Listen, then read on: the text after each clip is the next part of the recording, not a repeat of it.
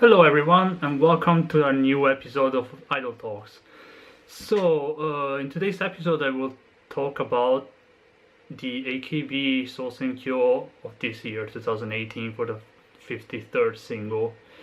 And I did a video last year as well. If you follow me for a while, you probably have seen it. It was in Italian, and it had terrible viewings. It was like more than half an hour. I really analyzed everything about the Sousenkyo, like from the preliminary results to the final results and the Riripon case, and yeah, very few people actually watched it and no comments at all. So that was actually the main reason why now this new series of Idol Talks is in English, it's not in and not in Italian anymore. Anyway, yeah, this year's Sousenkyo is kind of a special one, at least for me. I think you probably should know by now. I'm Jurina-oshi, and this year was Jurina's year. Like already before the Sousenkyo, we knew that it was meant to be Jurina's year, and in the end, it became Jurina's year. And after that, stuff happened, and it was like a bit of it left a bit of a bitter taste after the Sousenkyo. So this is one of the reasons why this video is so late. Sousenkyo was like more than three months ago, but I kind of wanted to see how this whole situation with Jurina developed, so that I could talk a bit about her in particular as my Oshi. I think like a video about her was long overdue, and I kind of want to like center this video more on her than on the Sousenkyo itself. Anyway, let's jump straight to it. So this year's Sousenkyo was a special one for many reasons. First of all, it's like the 10th edition, and secondly, it's the first World Senbatsu Sousenkyo, in the sense that all sister groups of AKB48, so including the foreign sister groups, so JKT, Bangkok, and Taipei, they were all invited to participate in this year's Sousenkyo. Unfortunately, it was not that well organized because JKT, for example, had to drop out due to Ramadan, and they did nothing to actually facilitate that. So it was like World Senbatsu Sousenkyo, but well, you are on your own, you can do whatever you want, and that's even more like even more for fans, because the voting system was the same as last year. So all the subscription system for AKB and the Japanese sister groups, so online subscription, fan club, watch on demand, all those kind of services, plus the sales of singles. This year Senbatsu single was the Teacher, this one, pretty cool single, Yui Center. It's pretty clear now that they kind of want her to be the next Mayu. But yeah, anyway, basically the only way for foreign fans to vote was to get the singles, and the only way to get the single was through either Amazon, of course, like how I did, or through a proxy service like Bai, which it was like their escape route. So they say, yeah, you can buy the single from the AKB store through Bai, but I mean, you have to pay a surcharge. It's not really a solution, you know. They do a World Senbatsu Sousenkyo, they should find a way for a World fan to vote, and they didn't really do that. And even worse, actually, I heard that there were some cases where Karani rejected foreign credit cards. Karani is like the site where they sell the theater version of the single, so the one with the handshake event tickets. But that's also the cheapest way to get a voting ballot, because the theater version is only 1,000 yen and this one is 1,600 something. So many fans, for example, I have a friend who supports DKN, and he tried to get like the theater version even without the handshake tickets, because he just wanted the voting ballot.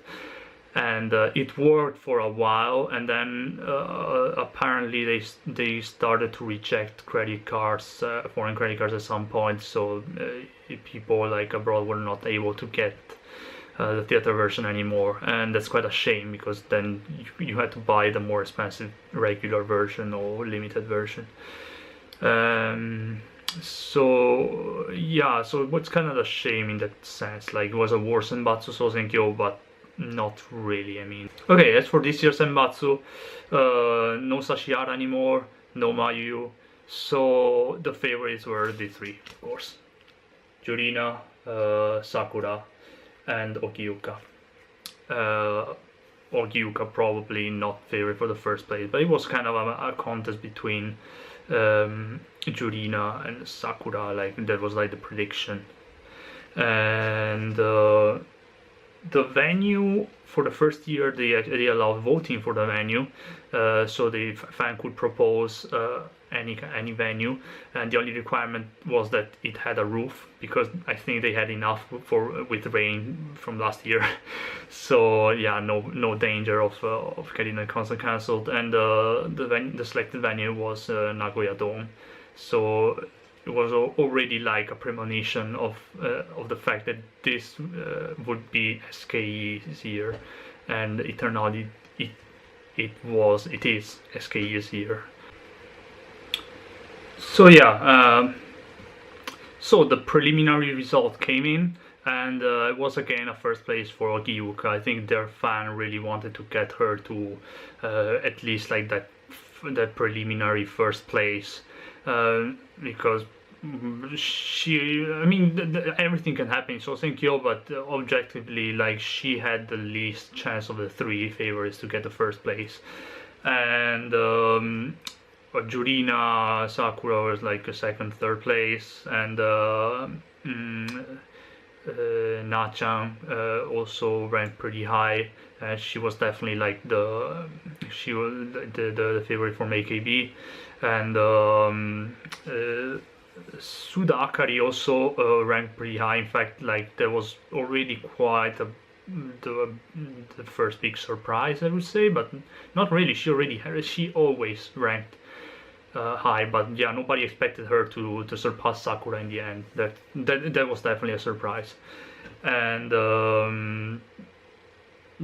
yeah, I mean, for preliminary results, that was it. Like, no really big surprise. And then main event, final results, and also, so okay, you just look up the list online, because I don't really want to go through all the places from 1 to 100. Yeah, this year, since it was a World Senbatsu, they added another 20 places, so it was for the first 100 actually ranked in. And well, most notably 100th place was Shi-chan. So she managed to rank in once again, but in the last group, so good for her. Like, she was always like, she's one of the most veteran in the group, but she was always like here in between ranking and rank out. And yeah, I'm kind of happy for her that she managed to rank in. Well, other than that, I would say there were no particularly big surprise. At least I cannot really think of anything that really surprised me, I would say. Like, for AKB, yeah, okay, I think Yui was 25th. I would have expected her to be a bit higher, because she got pushed a lot, and she's like the prospective, like, next generation Mayuyu for AKB, which could be, actually. I cannot say anything. Like, she's extremely cute, and she just like lacks a bit of personality at this point. But if you remember, like, Mayuyu at the beginning, she was called the cyborg idol, so yeah, she wasn't like really that much of a personality herself at the beginning. Then after that, she actually became what she became. So I think Yu has time to mature at her own pace. But yeah, I think like this year was definitely SKE's year. Like, Undergirls Center Kautan and Senbatsu Center Jurina, actually, like, first two places, both, like, yeah, Undergirl, like, for Undergirls, the first two places, it was Kautan and Juri got like the first two places in in the undergirls, and Jurina and Akari got the first 2 places in Senbatsu. So it was really like a big year for SKE, and HKT performed well, like as usual, I would say. And AKB, we knew that like they didn't really have many like very big names left. Like okay, Yuri-chan, of course, she got in Kami 7, no surprise there. Like she's definitely very popular. Let's see. Na-chan, of course, she got the 5th place. That's also no surprise. Takashi Juri was not in the first 10. She was 12. That was a bit surprising.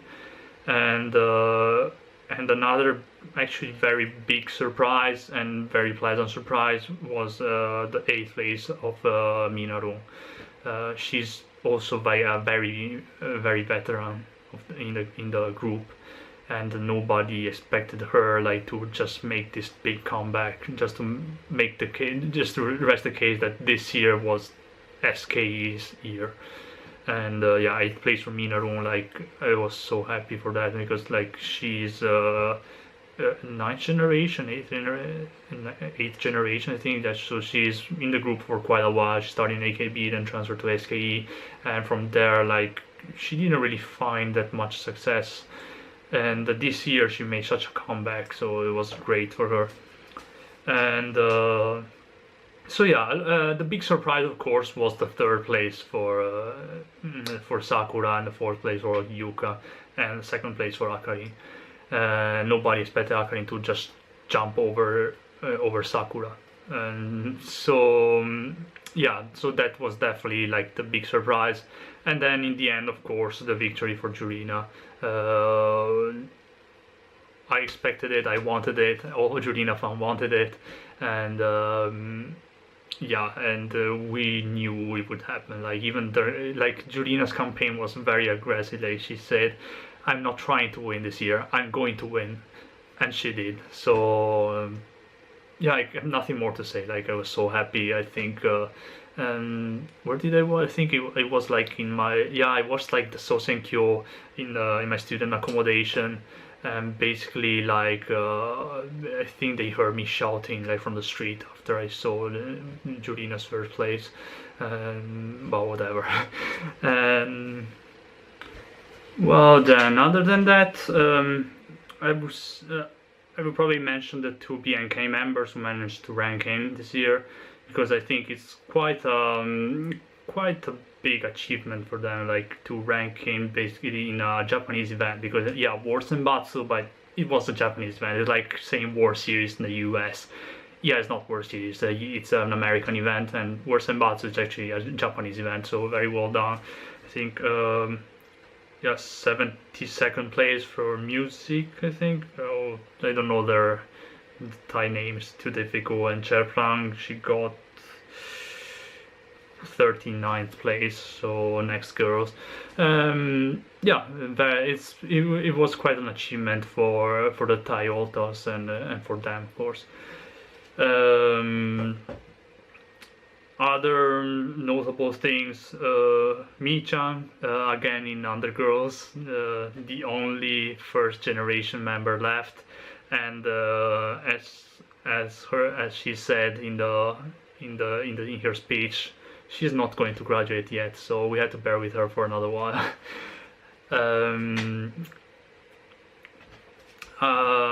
Other notable things, oh yeah, Nakomiku, of course. They both got in Senbatsu, 9th and 10th place.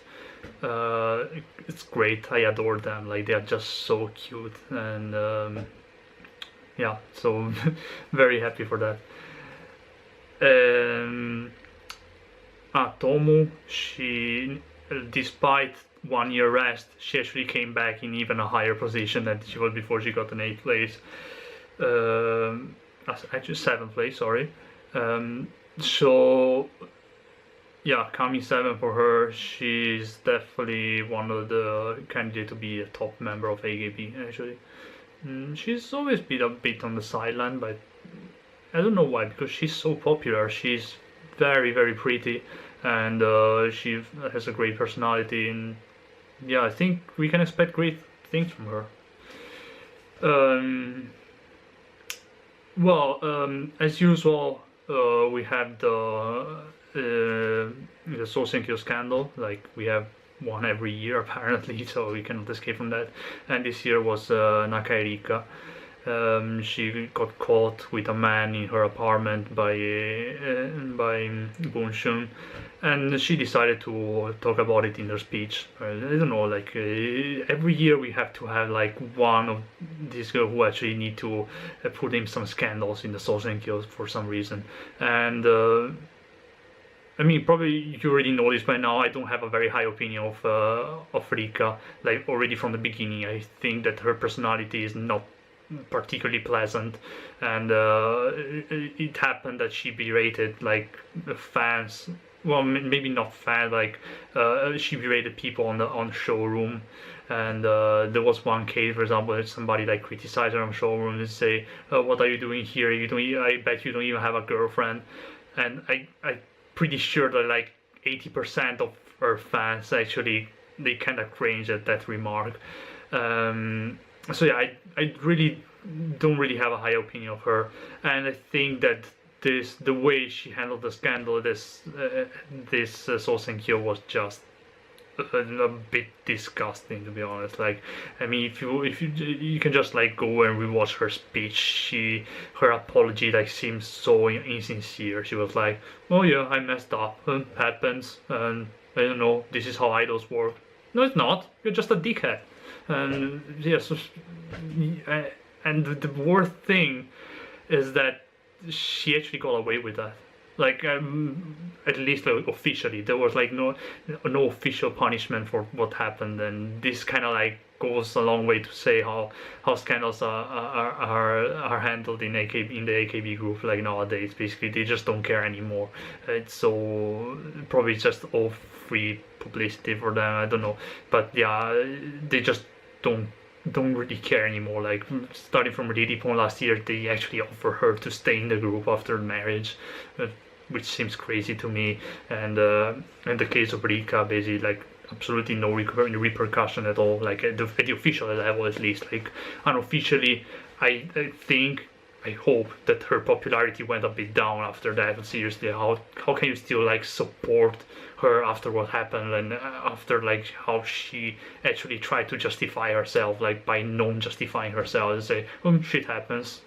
This is not a good attitude to have, and hopefully she will change after that. I don't know, I don't really care, to be honest. So yeah, this just to mention what happened this year. So this was this year's scandal, and that's it for me. So this was it for the Sousenkyo. So basically this is what happened. We had a few nice surprises, a few bad surprises, and for me it was just good surprise, of course, because Jurina won. But from there, like you would expect, like this is her year, like it's a big thing and everything, but I mean, already 3 months has passed by the time I'm making this video and when this video will publish. So you already know what happened after that, and Jurina had to take a rest. So she went on hiatus for 3 months, and she basically just come back last week. And she missed the recording for the Senbatsu single. She missed the recording for the MV for the Senbatsu song for Sentimental Train, and so yeah, it was kind of a bit of victory for her and for us. Jurina-oshi was really a bitter victory, but even worse than that was like the massive campaign of hate that was like directed toward Jurina on the internet, and no, actually only on the internet. I don't think that anybody, maybe on the handshake event, and I don't know. I think that definitely took its toll on the Jurina. I mean, we still don't know. Like, they never said clearly what was the problem and why she had to go on hiatus for 3 months. And we still don't know if it was physical, if it was psychological, and I think that the most probable cause it was like a mix of both. So she has more both like physical problems. I think, like I heard that she suffered a bit of anemia, which could explain things. And but I think like all the hate definitely took its toll on her psychological well-being. And this, yeah, I don't really understand why. Like, I think every Senbatsu winner kind of had every popular idol had the fans and the haters. And if we think about Sashihara, and of course she has lots of fans, otherwise she would have won 4 editions of the Sousenkyo. But she had so many haters that you will not even like it just like there's so many everywhere. You see on the forums online, everywhere there would be somebody who says Sashihara is ugly, she doesn't deserve to be there, she cannot sing, which is nonsense to me. Like, seriously nonsense to me. Like, I don't know if it was because of the scandal or anything, but she has such a massive storm of haters. But she's managed to strike it off. She just doesn't care about them anymore, and she just goes on with her career, and it definitely worked. But that's because she's Sashihara. She's extremely strong mentally, and Jurina is also very strong, but apparently, yeah, I think she's not as able as Sashihara just to shrug off like this huge amount of haters.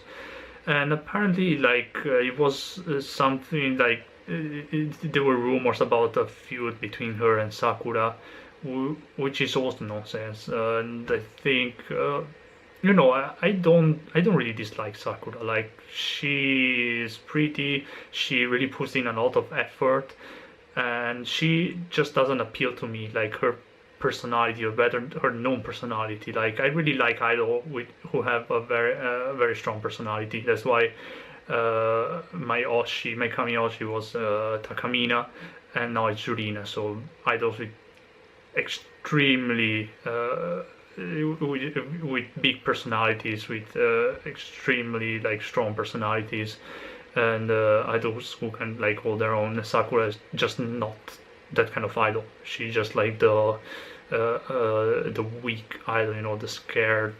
I don't know how to describe it, like, but yeah. And the fact that she actually is not, she's really not weak. If you see her, like how she handled like the whole like Produce 48 thing, and she's very strong mentally. She's pretty strong. So yeah, I have nothing against her. Like, I really admire her, in fact.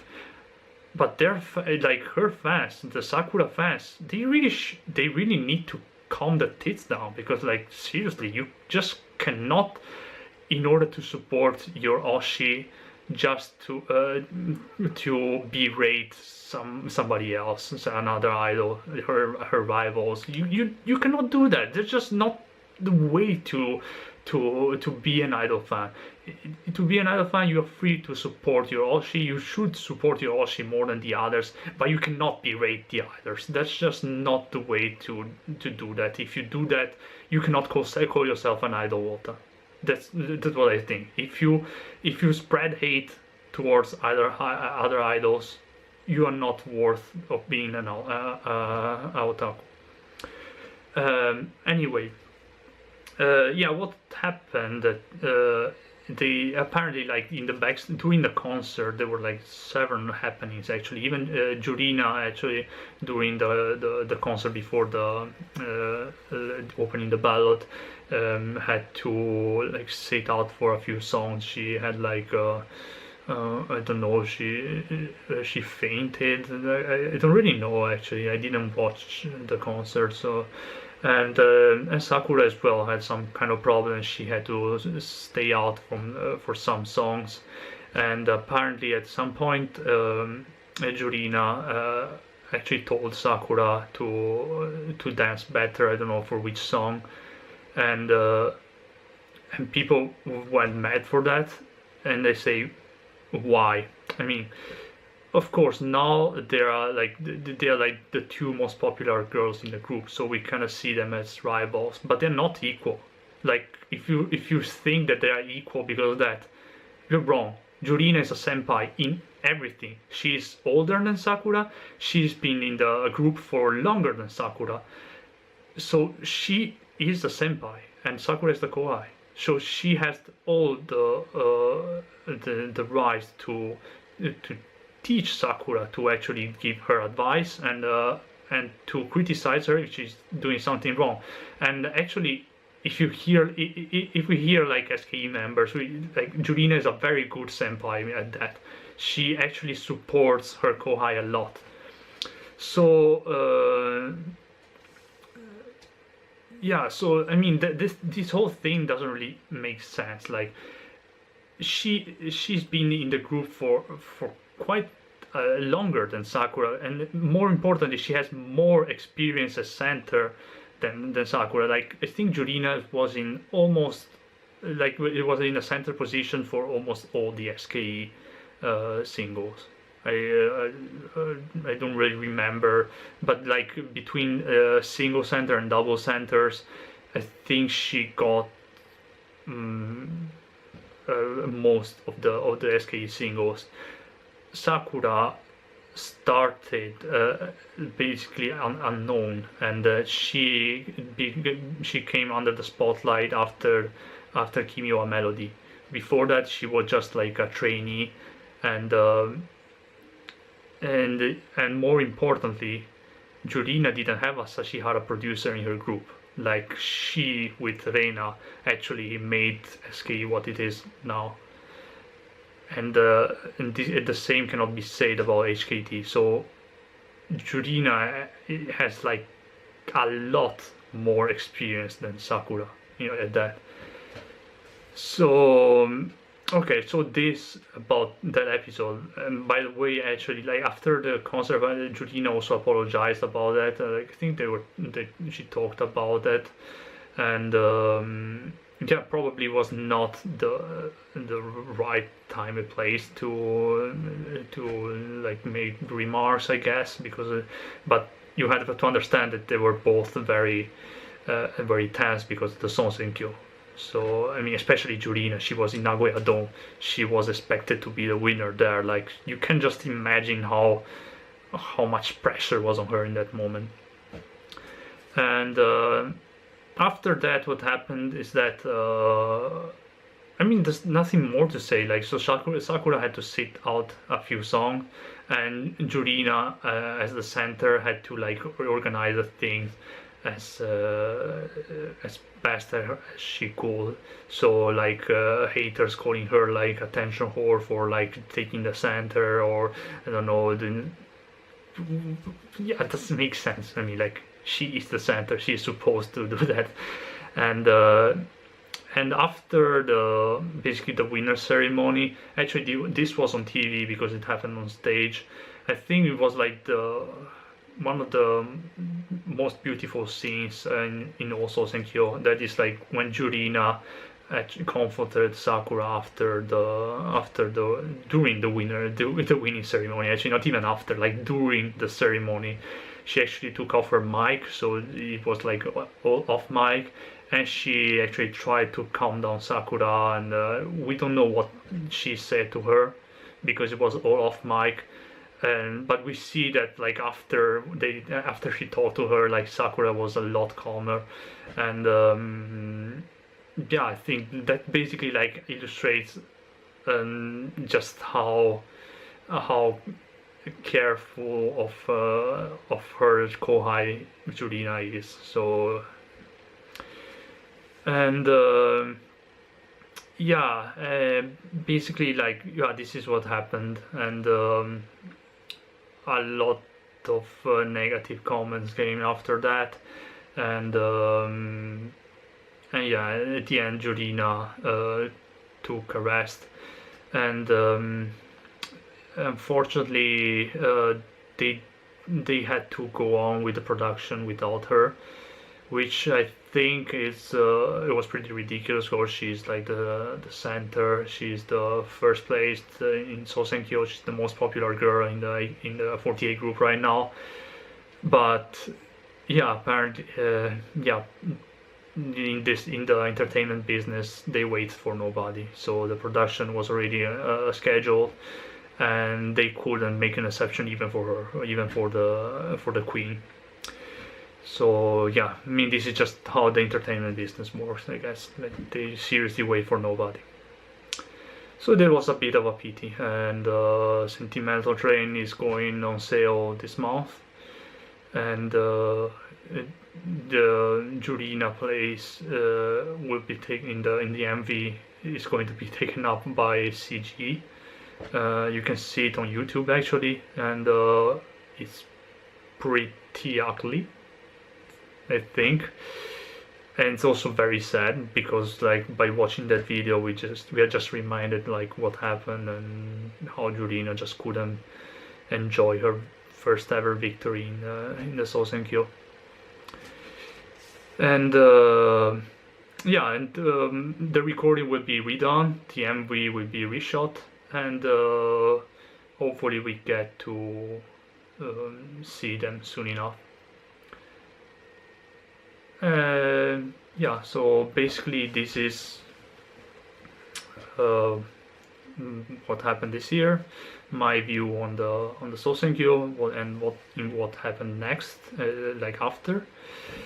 I think Jurina came back last week, as I said, and she looks very much in shape, and she already performed Sentimental Train and in the M Station, so yeah, I think we can expect the Queen to be back in full shape very soon.